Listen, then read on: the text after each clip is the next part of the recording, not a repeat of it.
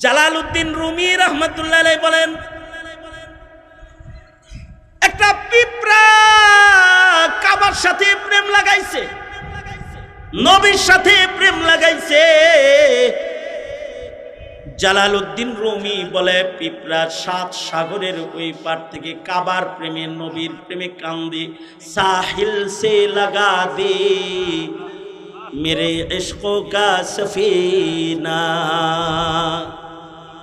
साहिल से लगा दे मेरे इश्कों का सफीना, या रब दिखा दे मुझे मक्का वो मदीना, या रब दिखा दे मुझे मक्का वो मदीना। জালালউদ্দিন রুমি বলে, পিঁপড়া কান্দে তো আল্লাহ পিঁপড়ার পিরিত পছন্দ কইরা কবুতর রে বলে, এই যাস না আমার আশিকটারে পায়ে লস না, উড়াল দিয়ে একটু কাবা মদিনা দেখাস না। আল্লাহু আকবার কবিরা। জালালউদ্দিন রুমি বলে, কবুতর পিঁপড়ার গর্তের কাছে যায় বইয়া কয়, বিমান তো আইছে, উঠতে আরো না, বিমান তো আয়া পড়ছি দরজায়, উঠো না, কামড় দিয়ে বসো না, মক্কা মদিনা দেখায়া দিই, রবের নির্দেশ। মানুষের প্রেম যদি কাবার লগে হয়, তারে যে কোনো উপায় আল্লাহ লয়ে যায়। ইদ্রিস কান্দলবি বলে, তুমি আইলা কেমনে? কয় প্রেম রসিয়ে টাইম না লয়ে আইছে। তাহলে আমার ঘরে চলেন, আপনাকে আমি বর্ণনা করে শোনাবো। বাড়ি লয়ে গেছে, যা বলে আমি একটা দুধ বিক্রেতা,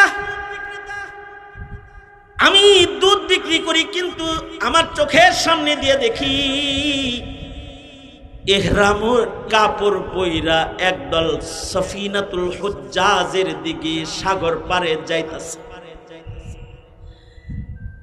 ভাবলাম জীবনে কোনোদিন কাফন পরা তো আমার সুযোগ হবে কিনা জানা নাই, তবে হাজিরা কাফন পইরা আগের জমানার হজ জাহাজে চড়ে যাইতে, সফিনাতুল হুজ্জাজ পর্যন্ত পায়ে হেঁটে যাওয়ার যোগ্যতা তো আমার আছে। কাবায় যাইতে পারুম না, কিন্তু সাগর পারের জাহাজ পর্যন্ত তো হেঁটে যাওয়ার যোগ্যতা আমার আছে। দুধ বেচা বাদ দিয়া হাজিদের দলের পিছে পিছে সফিনাতুল হুজ্জাজ পর্যন্ত চলে গেলাম। দাঁড়ায় দাঁড়ায় দেখতেছি তালবিয়া পড়তে পড়তে আল্লাহর আশিকরা জাহাজে উঠবার লাগছে। একদল কর্মী যারা হাজিদের সেবক হইয়া হাজিদের সুটকেস গুলা যারা জাহাজে উঠাইতেছে, আল্লাহর কাম আল্লাহ করে। আমি দাঁড়ায় দাঁড়ায় সব দেখতেছি, কিন্তু হঠাৎ করে একজন কর্মী পায়ে ব্যথা, পা পিচ্ছিল খেয়ে সিঁড়ি থেকে গড়ায় আসে নিচে পড়ে যায়, আর পাটা ভেঙে যায়। এবার হাজিদের জাহাজ ছাড়ার সময় হয়ে যাইতেছে, তাড়াতাড়ি করে সামান উঠাইতে হবে। তাই কর্মী ম্যানেজার আইসা বলে, আরে ভাই জীবনে হজে যাইতে পারো কি না পারো তার নাম নাই, কমাস কম হাজিদের সুটকেস গুলা উপরে উঠানোর কাজটা তো তুমি করতে পারো। এই যে নাও, এ কর্মীর পাও ভেঙেছে, তার পোশাকটা তোমার গায়ে পড়াইয়া দিলাম, হাজিদের সেবক হইয়া তুমি একটু কাজ করে দাও।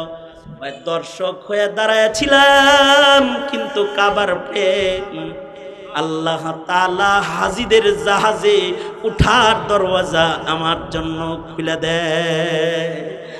আমি এবার সুটকেস মাথায় লিয়া উপরে উঠে পড়ছি, উপরে উঠি আর সুটকেস নিচের থেকে উপরে উঠাই, নিচের থেকে উপরে উঠাই। এর ভেতরে একজন হাজি অসুস্থ হয়ে পড়েছে। এই হাজির খেদমত করার কেউ নাই। জাহাজের উপরে যিনি ম্যানেজার, হে কয় তুমি এর খেদমত করা তো একটু। এই খেদমত করতে করতেই এক সময় জাহাজের রশি, জাহাজের মাঝি মাল্লারা স্টেশন থেকে ছুটায়া দিছে, আর আমি তো জাহাজের ভিতরে আটকে রয়েছি। এবার আমি ম্যানেজারকে বললাম, ম্যানেজার সাহেব আমারে নামায় দেন। ম্যানেজার কয় না, এখন আর নামান যাইব না, এ অসুস্থ তুমিই করো, হাজিদের খেদমত করো, বেতন পাইবা। আমি মনে মনে ভাবতেছি আমি তো এটাই চাই, আমি শুধু খেদমত করতে চাই না, আমি তো কাবা দেখতে চাই। মুঝে ফির खत मेरा कर फिर वो मक्का याद आता है, वो काबा याद आता है, वो पर्दा याद आता है।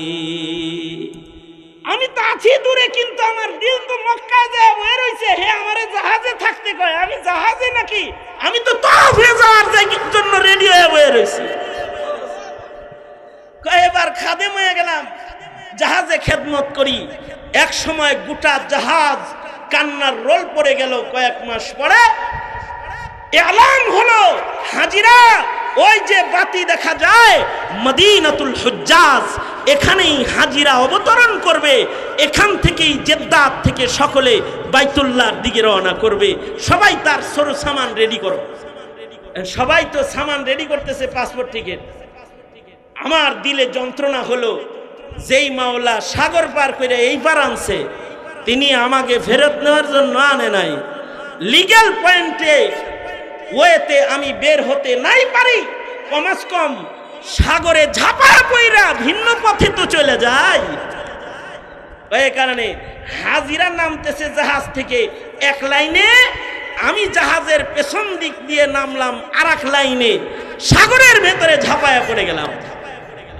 ঢেউয়ের বাড়ি আমাকে দূর, বহু দূরে এক পাশে নিয়ে সাগরের কোনায় পৌঁছায়া দিল। তীরে পৌঁছে গেলাম। এক সময় লোকটা বলে সন্ধ্যা হয়ে গেছে, রাতের বেলায় আমি তীরে পড়ছি, আর আস্তে আস্তে রাতের অন্ধকারে সাঁতরায় আমি তীর পেয়ে আমি ধীরে ধীরে উপরে উঠতেছি। সাগরের কাছাকাছি জায়গায় একটা বাড়ি, একটা বাসার মতো দেখা যায়, যেই বাড়ির থেকে কান্নার আওয়াজ আসতেছে। একটা বাচ্চা কাঁদতেছে, বাচ্চার কান্নার সুর বাতাসে ভাইসা আসতেছে। আমি ভাবলাম ওখানে জনবসতি আছে, ঘরের কাছে চইলা যাই।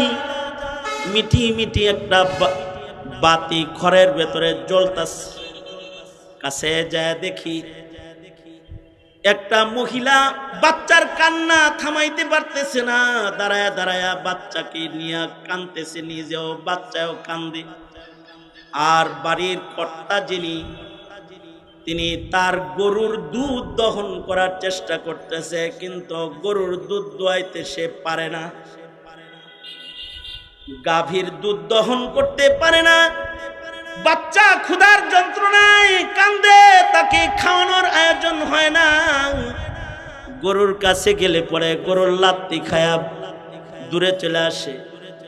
আমি তামাশা দূর থেকে দেখি, ধীরে ধীরে কাছে যায় আওয়াজ দিয়া বললাম, এই ভাই, ওই কাম তোর না, ওই কাম আমার, তুই পারস না? ইশারা দিয়া বললাম, আমারে দে, দেখ কেমনে দহন করে দি। কই সারা জনম যেই কাম করছি, এই কাম করার চান্স হয়ে পড়ছে। আমি ইশারা দিছি আর এই আরবিও বুঝা ফেলাইছে। সে বালতিটা আমারে দিয়া কয়, তাড়াতাড়ি উপকারটা কর।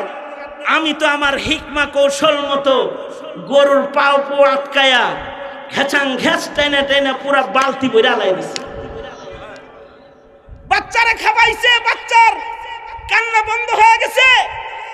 এবার এই লোক কয়, তুই আইছিস করতে রে? কয়, আমি গাঙ্গে বসে আইছি। কয়, না, আল্লাহ তোরে আনছে, কারণ আমার রাখাল ইয়ামান চলে গেছে, আমার রাখাল নাই, আল্লাহ তোরে ভাষায় আমার রাখাল বানাইছে। তুই আমার বাড়িতে যাইতে পারবি না? কয়, না, আমি তো মক্কায় যাবো, তওয়াফে যাবো, আমি তওয়াফে যাওয়ার জন্য আসছি। ওই লোক বলে, তুই অবৈধ তওয়াফ কেন করবি? আগামী জাহাজে তোর বিবি বাচ্চা সহ মক্কার বাসিন্দা হবে। আমার গরুর ফার্মের ম্যানেজার তুই হবি সৌদি, আর তুই একা তওয়াফ করবি কেন? তোর বাচ্চা বিবি সব আল্লাহর ঘর তওয়াফ করবে। আল্লাহু আকবার কাবীরা। তো এই তো চাকরি একখান পাইলাম, আরব দেশের গোয়াল ম্যানেজার হয়ে গেলাম। এখন এই যে শত শত গাভী দেখা যায়, এগুলো লালন পালন করার দায়িত্ব আমার।